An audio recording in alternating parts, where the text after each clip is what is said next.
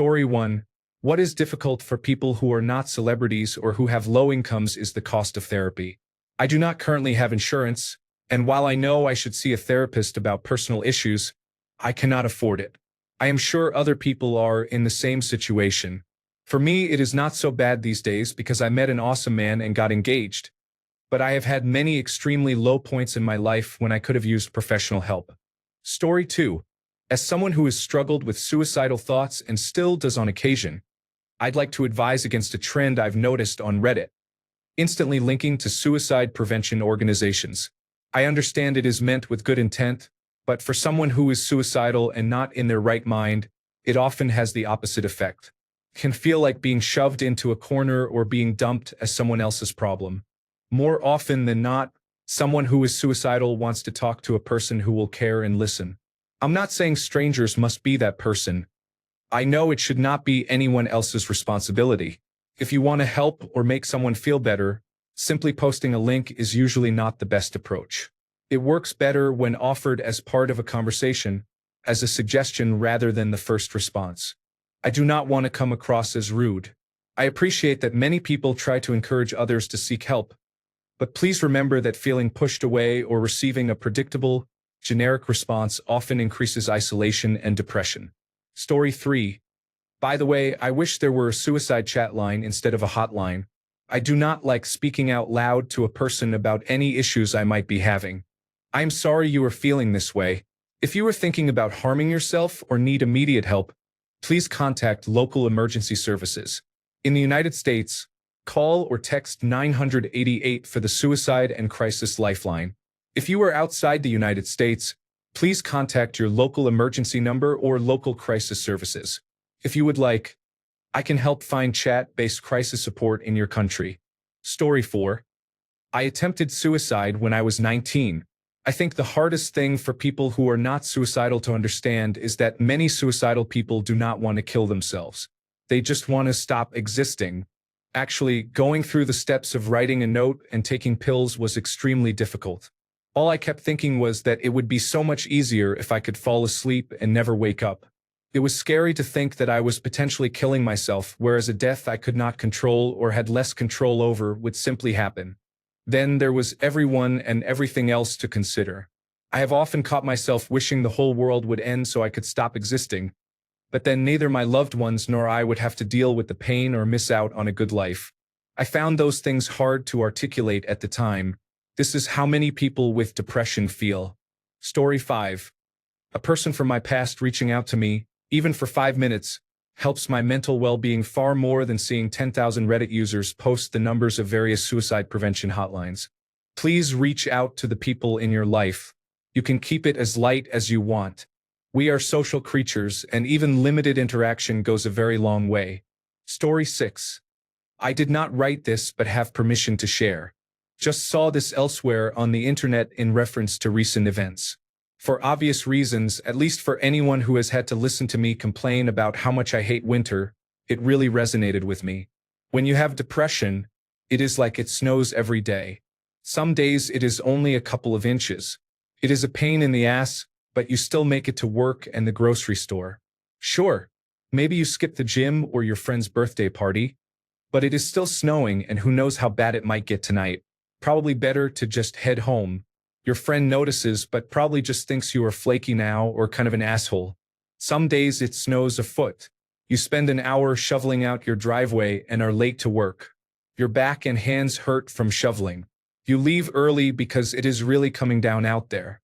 Your boss notices. Some days it snows 4 feet. You shovel all morning but your street never gets plowed. You are not making it to work or anywhere else for that matter. You are so sore and tired you just get back in bed. By the time you wake up, all your shoveling has filled back in with snow. Your phone shows missed calls. People are wondering where you are. You do not feel like calling them back. Too tired from all the shoveling. They do not experience this much snow at their house, so they do not understand why you are still stuck at home. They may think you are lazy or weak, although they rarely say it out loud. Some weeks it is a full-blown blizzard. When you open your door, it is to a wall of snow. The power flickers, then goes out. It is too cold to sit in the living room anymore, so you get back into bed with all your clothes on. The stove and microwave will not work, so you eat a cold Pop-Tart and call that dinner. You have not taken a shower in 3 days. How could you at this point? You are too cold to do anything except sleep. Sometimes people get snowed in for the winter. The cold seeps in. No communication in or out. The food runs out. What can you even do? Tunnel out of a 40-foot snowbank with your hands. How far away is help? Can you even get there in a blizzard? If you do, can they even help you at that point? Maybe it is death to stay here, but it is death to go out there too. The thing is, when it snows all the time, you get worn all the way down. You get tired of being cold. You get tired of hurting all the time from shoveling, but if you do not shovel on the light days, it builds up to something unmanageable on the heavy days. You resent the hell out of the snow, but it does not care. It is just blind chemistry, an act of nature. It carries on regardless, unconcerned and unaware if it buries you or the whole world. Also, the snow builds up in other areas, places you can't shovel, sometimes places you can't even see. Maybe it is on the roof. Maybe it is on the mountain behind the house. Sometimes there is an avalanche that blows the house right off its foundation and takes you with it. A veritable act of God. Nothing can be done. The neighbors say it is a shame and they cannot understand it. He was doing so well with his shoveling. I do not know how it happened for Anthony Bourdain or Kate Spade. It seems like they got hit by the avalanche, but it could have been the long, slow winter. Maybe they were keeping up with their shoveling. Maybe they were not. Sometimes shoveling is not enough anyway. It is hard to tell from the outside, but it is important to understand what it is like from the inside. I firmly believe that understanding and compassion have to be the base of effective action. It is important to understand what depression is, how it feels, and what it is like to live with it so you can help people both individually and through policy. I am not putting harsh things out here to make your Friday morning miserable. I know it feels gross to read, and realistically it can be unpleasant to be around, which is why people pull away. I do not have a message for people with depression like, keep shoveling. It is asinine. Of course you are going to keep shoveling the best you can, until you physically cannot, because who wants to freeze to death inside their own house? We know what the stakes are. My message is to everyone else. Grab a shovel and help your neighbor. Put a small snow plow on the front of your truck and plow your neighborhood. Petition the city council to buy more salt trucks, so to speak. Depression is blind chemistry and physics like snow, and like the weather, it is a mindless process, powerful and unpredictable with great potential for harm. But like climate change, that does not mean we are helpless. If we want to stop losing so many people to this disease, it will require action at every level. Feel free to share this with anyone or anywhere you think it might help. We are not alone. Even when there are warm bodies around, when we are cold we still shiver. Offer a blanket. Thank you to everyone who commented and related. You are not alone. Many of us truly understand how you feel. I appreciate everyone who took the time to share their thoughts. Everyone matters. Thank you to whoever gave me my first gold and to everyone who gave gold after. It was not necessary but very much appreciated. Please share. Story 7. I bought a dog. I have a very busy life, so people ask if I regret having her. Since dogs are high maintenance, I need to walk her several times a day, feed her, keep her entertained, clean up after her, and remove dog hair from everything, including myself, with an unending supply of lint rollers. I do not regret it. I got her for one purpose that I will not tell them. I am lonely. When I am at my loneliest, I have no one to turn to, no one to visit or talk to, despite my best efforts. I have her because I know if I died, something would miss me, so I cannot leave her. Earlier this week, I left her at dog boarding for an extra day after returning from a work trip. I found myself calling for her and she would not come. For the first time in years, I just cried. I missed her.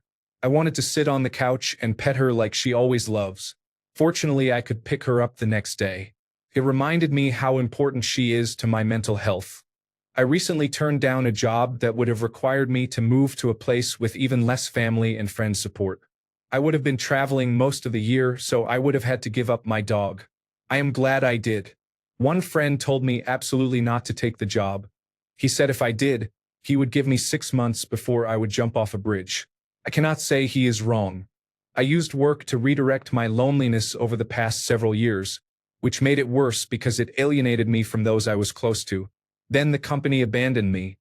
It hired someone above me who openly tells people inside and outside the company that he is trying to fire me. I have the chief executive officer and the president behind me, so he cannot touch me. They know what I did for the company. My sacrifice, my skill, my dedication, and my loyalty. I now have far fewer responsibilities, so I can relax. Now I am here with my dog, trying to decompress from my job, make more friends, and actually date women for the first time in many years of unsuccessful attempts. Things are starting to look better. Gear is to better days. Story 8. I am the mother of a toddler who died of cancer. There was nothing anyone could do to prevent me from killing myself except listening and being present. I did not reach out to anyone. Being suicidal means you want to die. No one could have talked me out of it. My family knew I was struggling and they took shifts watching me. They bought me my favorite foods and watched RuPaul's Drag Race with me for weeks. For some reason, it was the only thing I could watch. They listened to me cry and did not try to give me solutions. They just said, I know. We had a code word, potato. If I said potato, it meant I needed someone to be physically present with me quickly. There was always a plan for the next day. Tomorrow we are going to have lunch at that Mexican place. Okay? Tomorrow let us look for a special garden marker for Miles. I think that was a big part of it. Having a plan for the next day meant I had to keep going. It has been almost 4 months since my 3-year-old died and I am still living. That is pretty fucking amazing. Story 9. My brother committed suicide when I was 8. He was 15. My father had been abusive, but my brother suffered the most. He was my hero. I looked up to him and wanted to be like him. He would take the fall for me when I did something that would cause my father to punish me. I remember that morning vividly. I came home from school the previous day and went to hang out with him in his room, but his door was locked.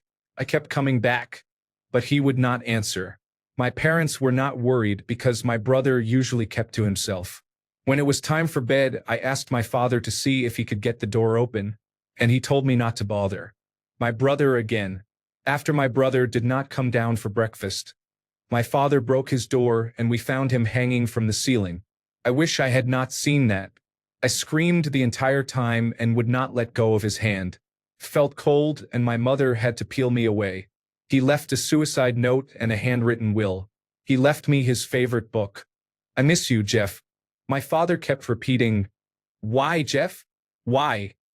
and tried to get him down from the fan. I was screaming, "Please, Jeff," and pulling his hand. When my mother could not separate our hands, she pulled me away. She was crying so hard. I remember kicking my legs and screaming that my father should have opened his door for me. The book was Animal Farm by George Orwell. I always carry it with me now. Whenever he read it to me, I would make fun of how the big words sounded funny and we would laugh. There was not much in his will. He left me the book and his Game Boy. He left my mother his wristwatch. My father did not get anything in the will. I woke up to a ton of supportive messages and so much love. Thank you for all your kind words. I had never spoken about the details before, and I pray this helps someone who is struggling. To all the Jeffs, I know it is hard, but please be strong. You do not want your family calling your name and you not answering. It is the most painful thing ever. For years, I had nightmares of trying to save him, but each time I would get there too late.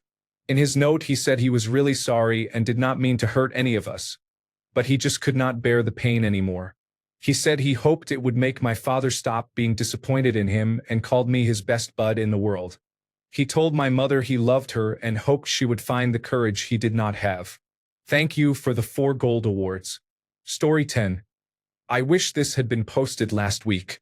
A very close friend of mine committed suicide on the 2nd. She was only 19 and could light up a room when she came in. The worst thing is feeling like I could have stopped her. The day before, after work, she asked me if I wanted to go out. I said no because I was tired and had to clean. My heart hurts. Her memorial was yesterday. Still such a raw wound. I'm sorry. I had to get this off my chest. Thank you to everyone who has messaged me or replied with support and shared their own experiences. I know logically it was not my fault, but emotionally it hurts. I am slowly starting to accept what happened, but it will be a while before I am back to normal. Also, to the person who messaged me and told me it was my fault, go fuck yourself. Story 11. Almost exactly a year ago, one of my best friends called, drunk, in the middle of the night to say he was going to end his life. He apologized and thanked me for being the only one supporting him. I got so scared that I called people who had been at the same party he had attended earlier and managed to find him nearby, walking alone toward the railway tracks. I ran to him and stopped him. We talked for almost 5 hours that night and agreed he would try therapy. It worked, at least for him, and now he is on his way back up, pursuing a career in graphic design. I urge anyone who feels depressed to at least try to talk to someone, family, friends, a therapist, or a hotline, because it might help more than you think. Story 12. My mother killed herself on April 22nd of this year.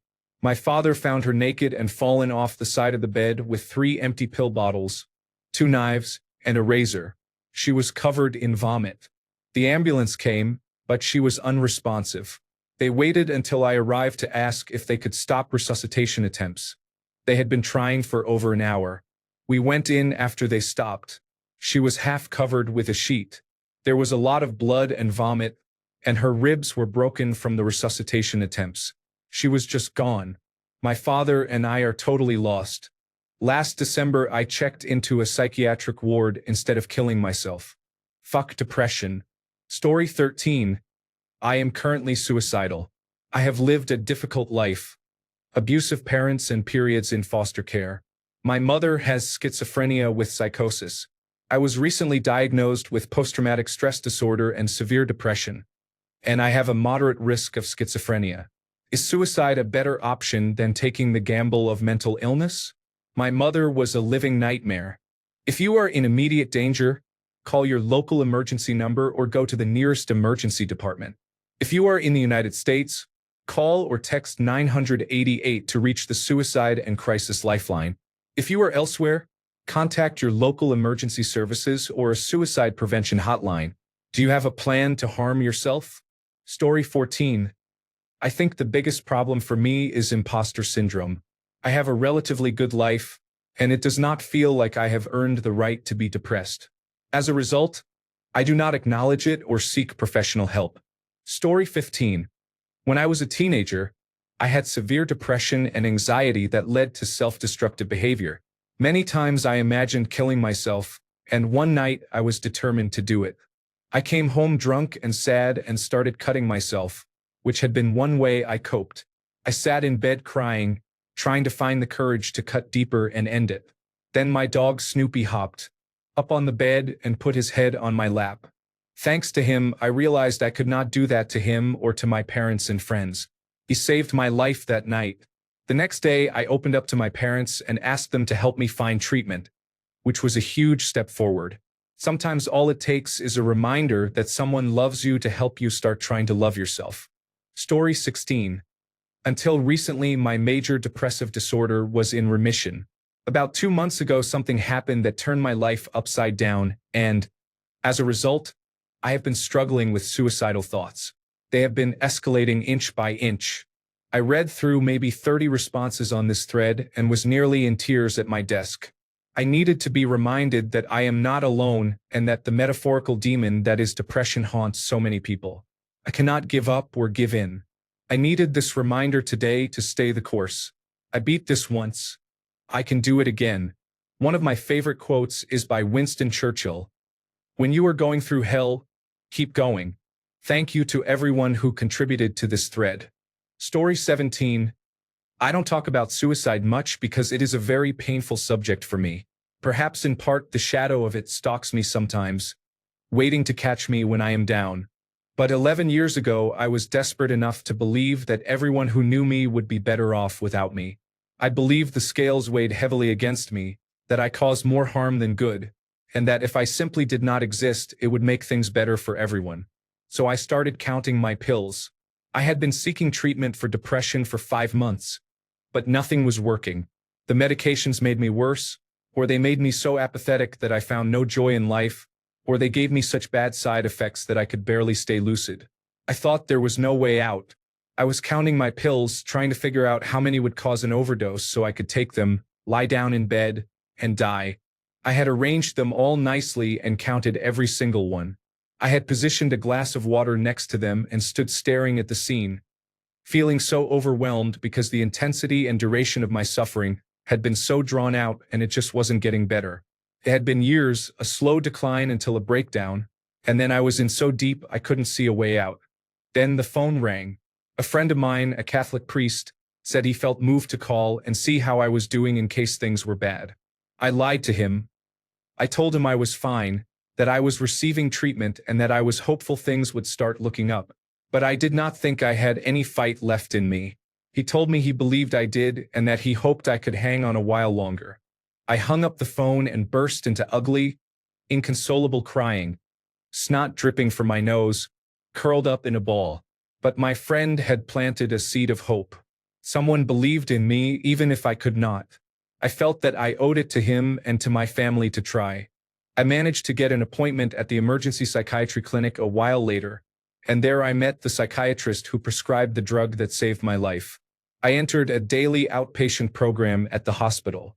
I met other people who were like me, and I found myself believing in them, believing that they could fight, that they could get better, even though I did not believe I could.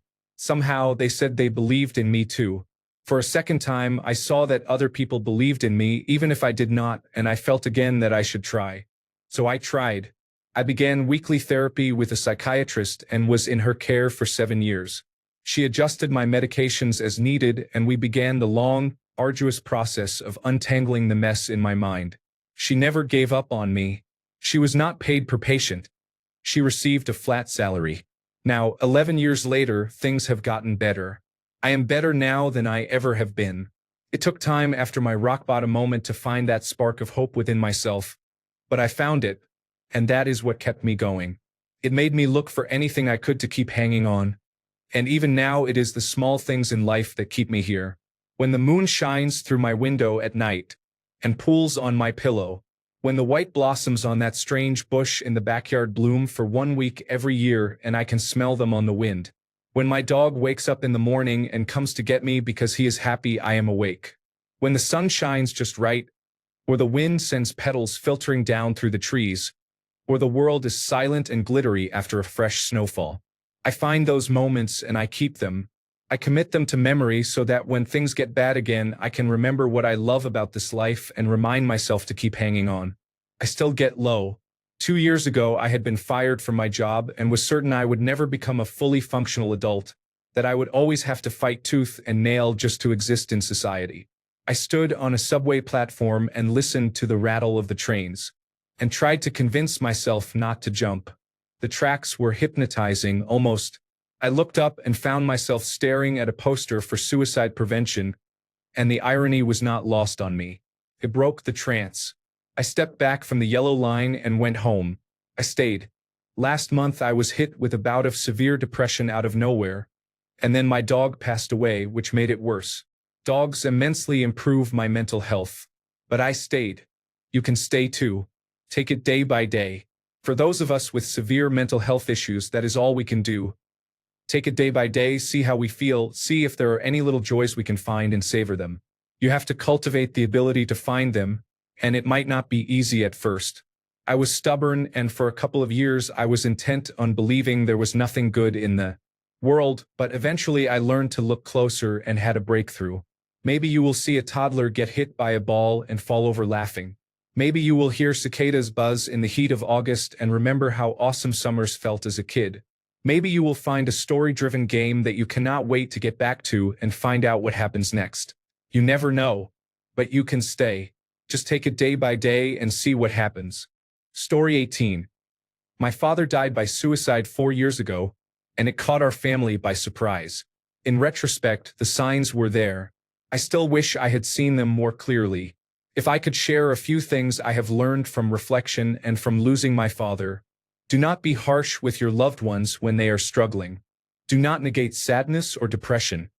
Their struggle is real, even if you cannot experience it. Listen. Be open. Be vulnerable. See the clues. My father never said I am hurting, but he did exhibit signs. Do not judge. Do not try to fix. This is a struggle that cannot be fixed by logic, words, or an external force. The person needs to want to change internally, and there is no magic solution like a job, money, or a relationship that will do it. All you can do is listen, empathize, and love. Be there. Do not hide from the unpleasantness of depression. Face it with your loved one who struggles. Let them know their pain is your pain, and you are in this together. I miss my father. Story 19. Damn. This thread is heavy. So much pain from so many different people. For what it's worth, an internet stranger is rooting for you. Story 20. Bourdain's death bothers me for a specific reason. Like many people my age, I struggle to find a vocation that brings happiness. We are millennials and were raised to believe we could do whatever we wanted. When reality hit and we found ourselves in the same boring jobs that 99% of us would get, many of us became perpetually unsatisfied and developed depression. I often hear that the path to happiness is to travel, experience other cultures, meet people, and grow as a person. That was Anthony Bourdain's job. He was paid to travel the world, meet people, and learn from other cultures. And he killed himself. What hope does that leave the rest of us? Story 21. No one knows the burden others carry. Don't trivialize others' pain. It may seem small to you, but it is crushing to them. We all have crosses to bear, and they are made of wood. Story 22. I was 12 years old when I found my uncle, who had hanged himself with a belt in my grandma's basement. From that day on, I experienced depression and post-traumatic stress disorder, and I still do. There is not a day that goes by when I do not think about it. I am 21 now. Nobody in my family reaches out, and none of my friends do.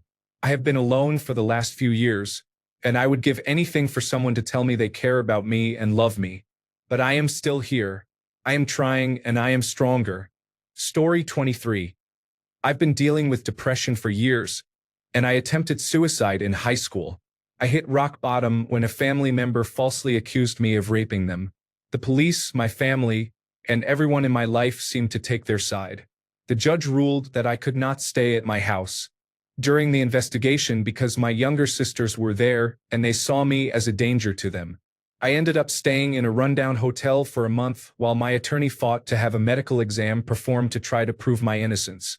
Being shunned by everyone I cared about became too much, and I decided I had had enough. I managed to get a hold of a bunch of pain pills and a fifth of Jack Daniels, took them all, and went to bed. I woke up the next morning in a pool of vomit. In the end, I am glad I survived. Things got better. My accuser could not keep their story straight and ultimately confessed to making it up in court. My life has begun to stabilize, and I met the woman of my dreams, who has helped me work through my issues. I still deal with depression, but I have a solid treatment regimen now. This is the first time I have mentioned this in a public setting. Story 24. I am now 2 for 2 in suicide attempts being stopped by my cat. It was just her staring and meowing. Always have something or someone nearby. That might just save you. I am sorry you are going through this. Are you safe right now? If you are in immediate danger, please call your local emergency number. If you are in the United States, you can call or text 988 for crisis support. If you are elsewhere, please contact your local emergency services or a local crisis line. If you want, I can help find resources in your area. Story 25. I've had 2 suicide attempts in the last 2 years. My life right now is actually going pretty well. It is hard that so many people keep dying by suicide. It makes me worried about my future. Will I hold on until 35 and then end my life? Will I drown myself at 42? I have struggled with suicidal thoughts for 15 years. I am medicated. I completed a program recently. I don't know. Maybe it's not worth it. I have a good partner and a good support system.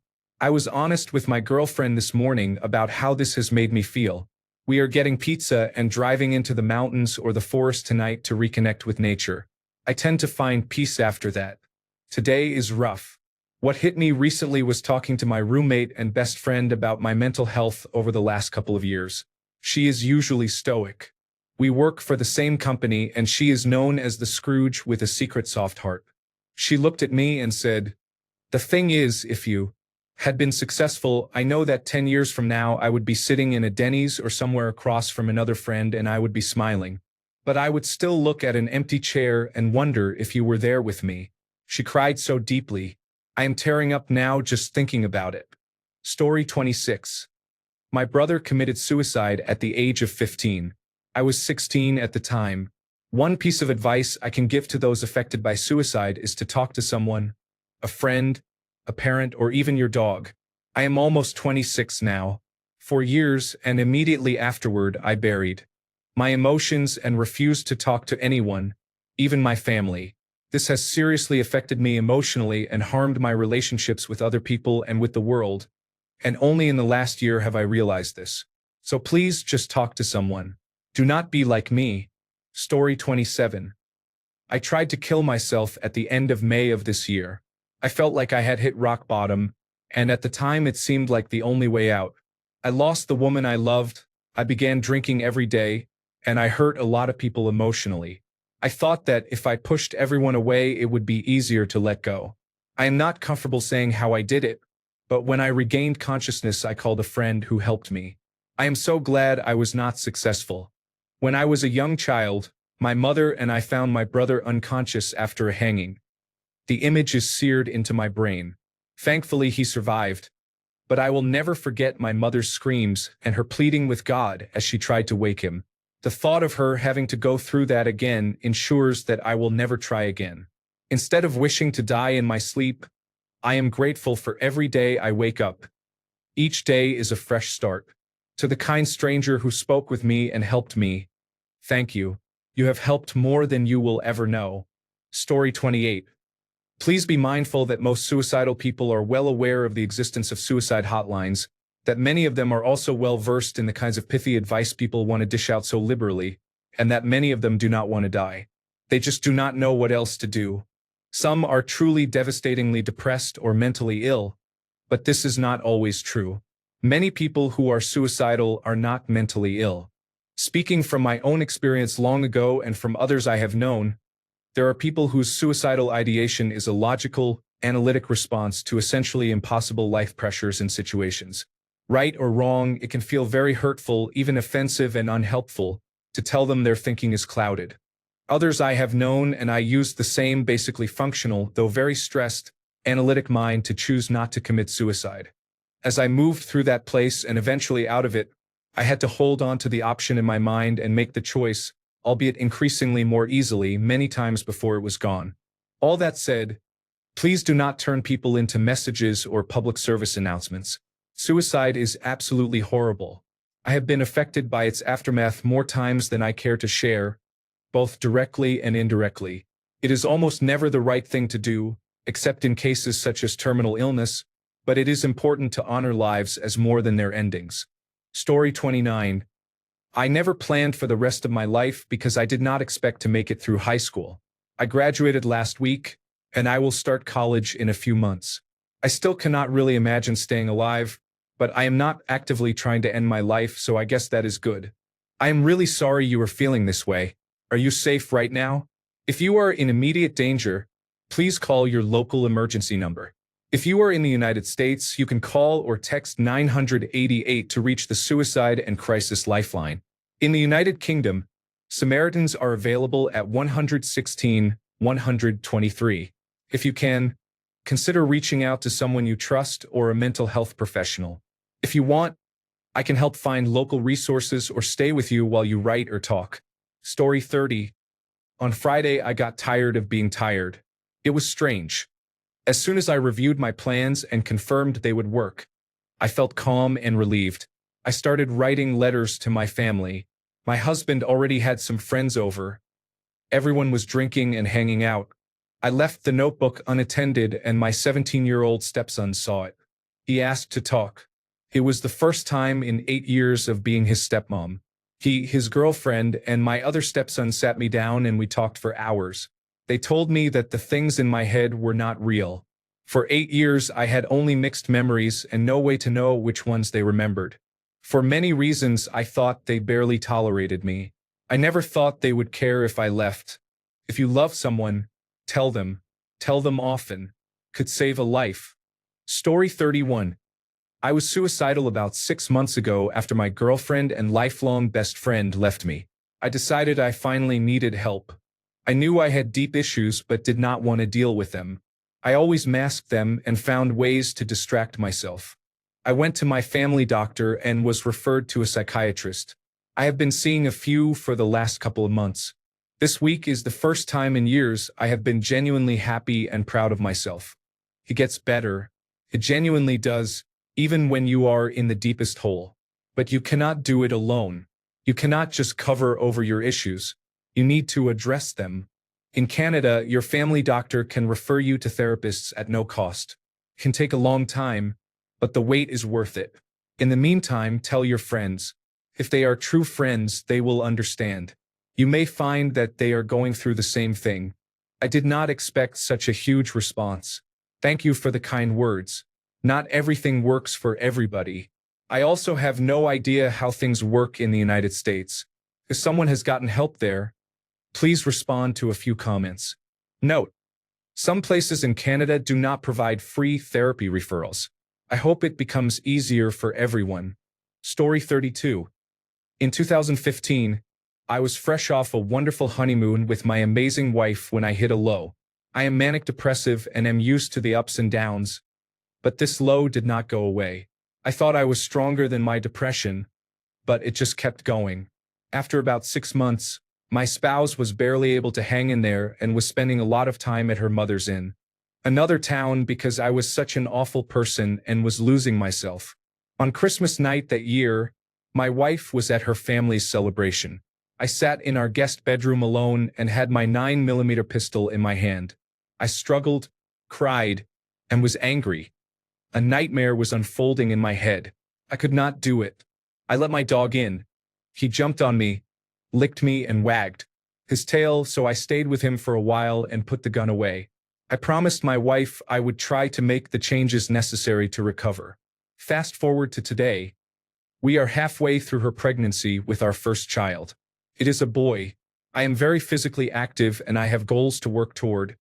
And now a son is coming who deserves a great set of parents. My wife is incredible and she stayed with me through times when I would have left myself.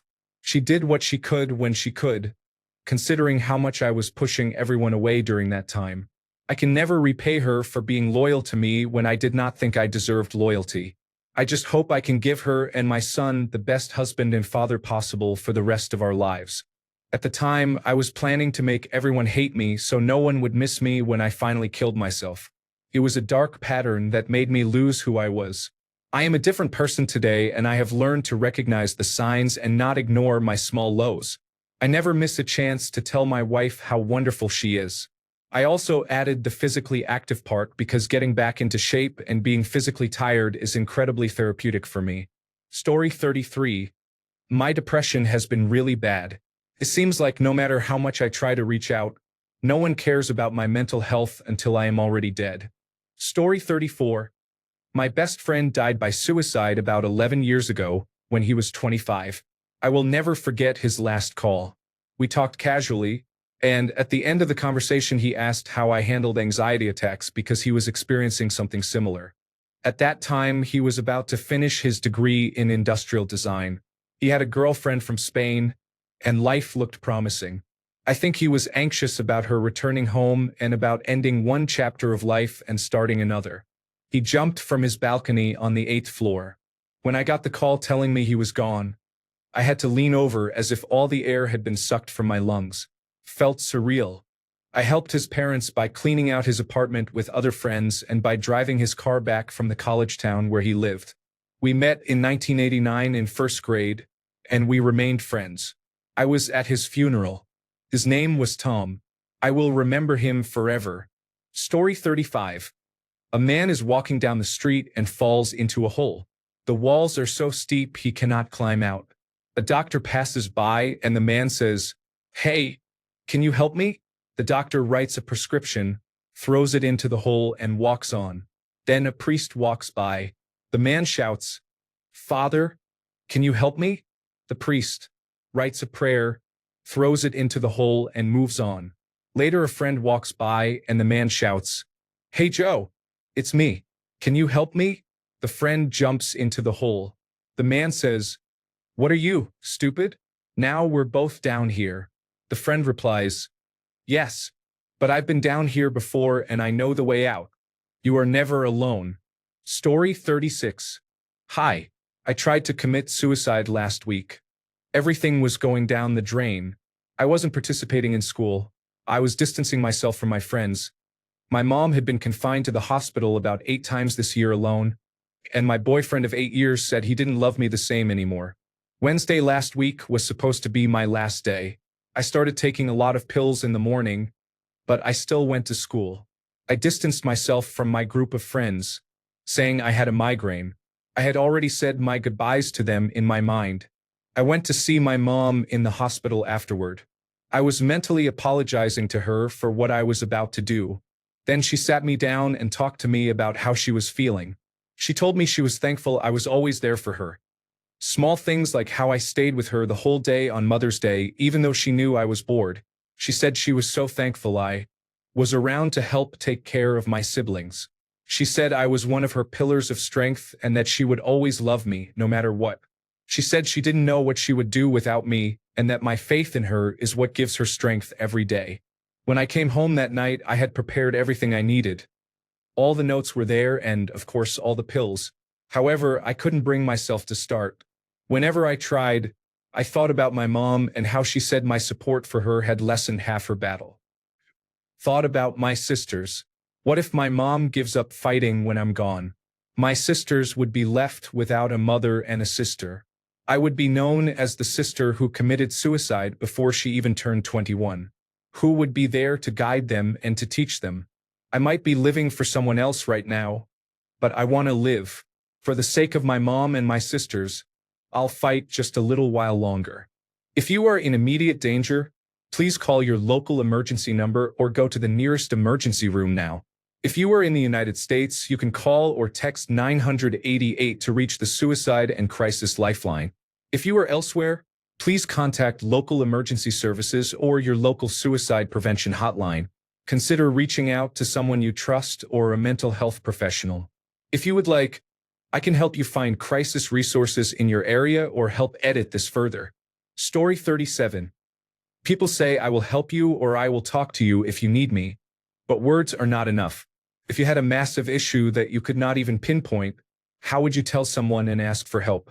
Even when you do tell them you are having issues, they may shrug it off because they are not in your place and cannot understand. What do? You do nothing, you are alone.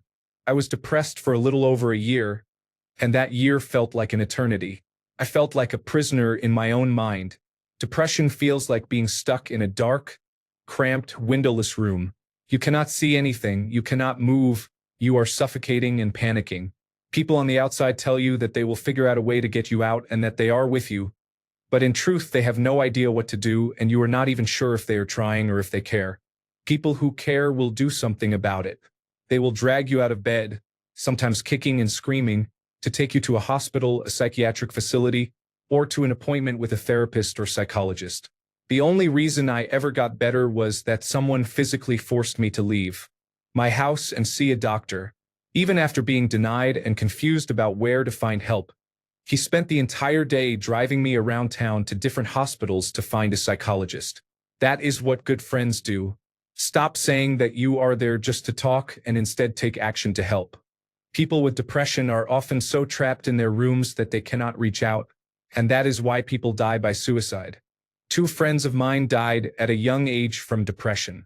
They were among the most beautiful, kind, popular, and loving people I have ever met.